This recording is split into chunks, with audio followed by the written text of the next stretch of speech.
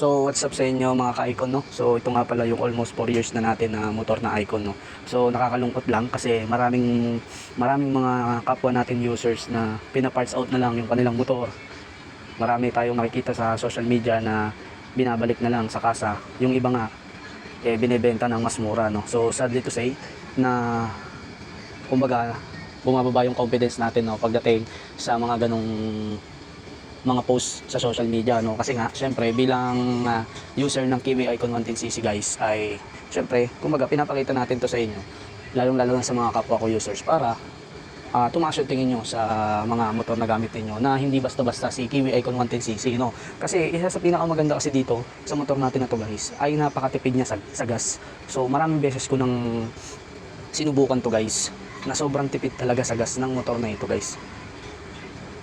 Isa pa guys, talagang kayang-kaya niya sumabay sa mga 150cc, no? Kasi maraming beses ko na rin tong ginamit sa rides, no? So umabot na to ng Baguio, umabot na to ng Quezon, buong Cavite, binibasic lang niya buong Metro Manila, buong Batangas. So halos sobrang layo na rin ng mga napuntahan ng motor na ito. And still guys, na yung mga basic na parts pa lang ang napapalitan ko sa kanya. So sa lahat ng parts na nahirapan ako sa kanya guys, alam nyo ba kung ano? Walang iba kundi yung pinaka throttle cable niya guys. Kasi guys, nung mag 2 taon may na sa akin tong motor na ito guys, naputulan tayo ng throttle cable. So akala ko guys na madali lang makahanap ng plug and play niya, no? Kasi may mga shop naman kung saan naputulan ako ng throttle cable, pero halos lahat ng mga shop na pinuntahan ko is wala talaga, no?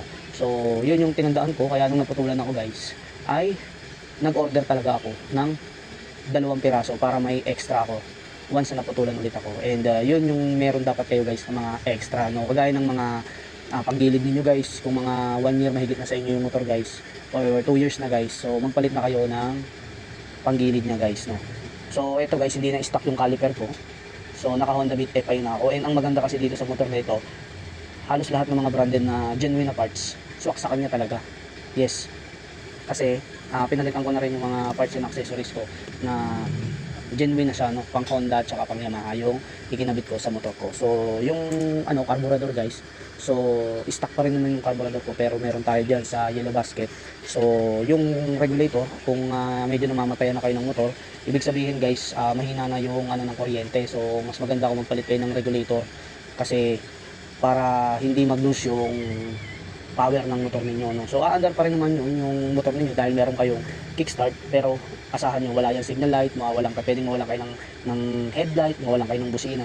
So magpalit kayo ng regulator. And meron naman din dyan na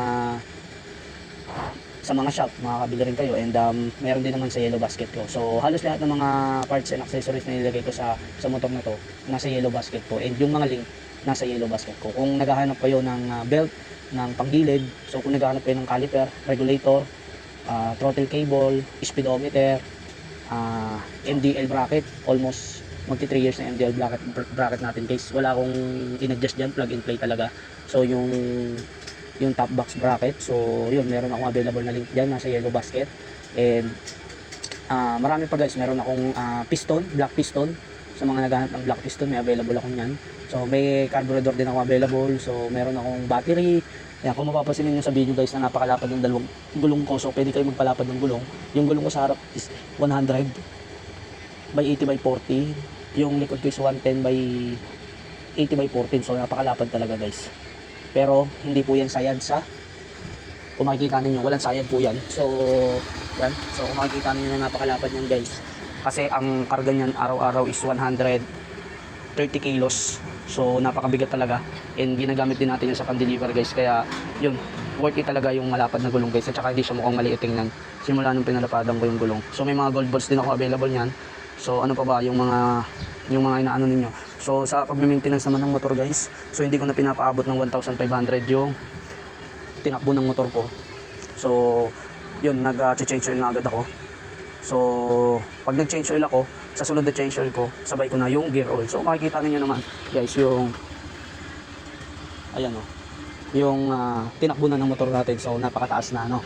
So yun, So napaka-forma ng motor na ito. Tsaka napaka low maintenance talaga niya guys. Di siya kagaya ng mga Honda Click na masakit sa bulsa kapag magpapalit ka talaga ng mga parts. Ito kasi talaga hindi siya masakit sa bulsa.